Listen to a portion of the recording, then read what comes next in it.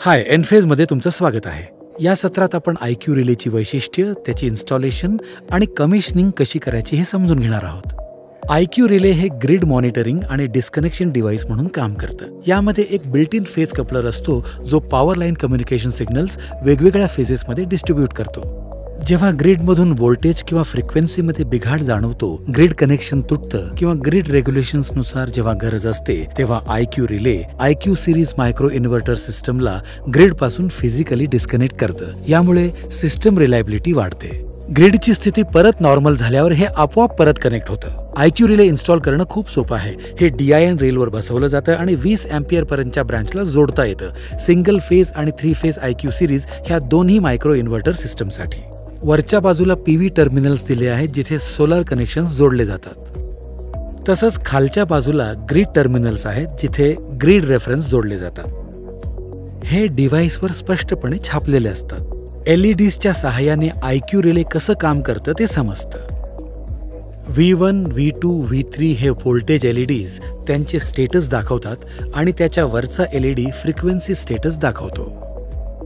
IQ relay हे IP20 device आहे जे IP54 किंवा त्यापेक्षा चांगल्या एन्क्लोजरमध्ये ठेवणं आवश्यक आहे. कृपया एन्क्लोजरला थेट सूर्यप्रकाशात ठेवू नका. एन्क्लोजरला नेहमी सावलीत ठेवणं चांगलं ठरतं. आता आपण बघूया की सिंगल फेज सिस्टीमसाठी IQ रिले कसं कॉन्फिगर करायचं. सुरुवातीला IQ रिलेचा पॉवर सप्लाय ऑन करा. LED स्थिर होईपर्यंत थांबा. टेस्ट बटन दाबून ठेवा. V1, V2, V3 हे व्होल्टेज इंडिकेटर्स आणि फ्रिक्वेन्सी इंडिकेटर हर्ट्ज लाल होतील आणि रिले क्लिक होईल.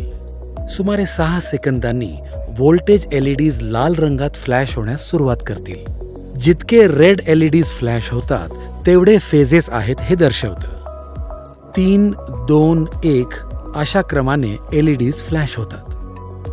योग्य संख्येने LEDs फ्लॅश होत असताना टेस्ट बटन सोडा.